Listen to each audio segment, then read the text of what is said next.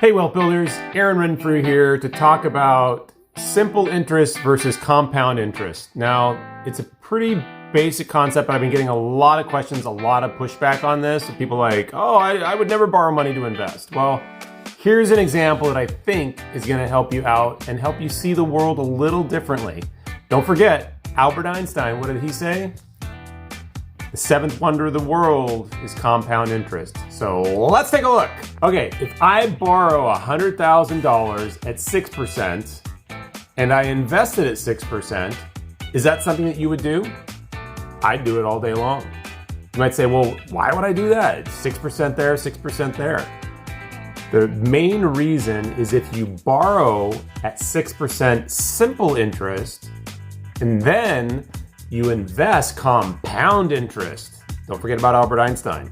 Okay, so here's a chart. If I borrow $100,000 at 6% over 10 years, I'm going to end up with $181,939.67 at the end of 10 years. So what if we do the math on what it costs to borrow that money? Well, if we do it even the same, you don't have to have a spread, just do 6%. $6,000 a year. 6% of 100 grand, $6,000. Times 10, 60 grand. What happens if we subtract the compounded rate versus the simple interest rate of what we paid? We come up with, drum roll please, 21 grand.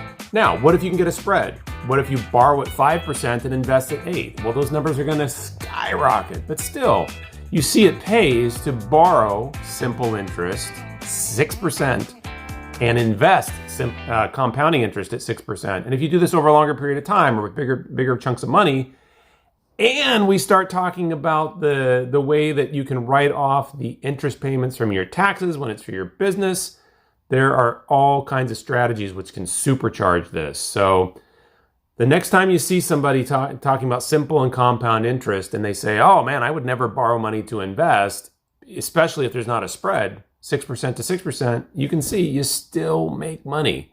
Don't forget Albert. Compounding interest is the seventh wonder of the world. And let me know your experiences with it. I'd love to hear in the comments. Like and follow for more. This is a simple concept, but when you start to compound, baby, woo! Don't forget, Federal Reserve note written right at the top. Even if you think you have the comfort of paper money, of cash, Federal Reserve note, that's an instrument of debt. Don't be afraid to borrow. Be afraid to be ignorant, but don't be afraid to borrow. All right, stay strong out there, you guys.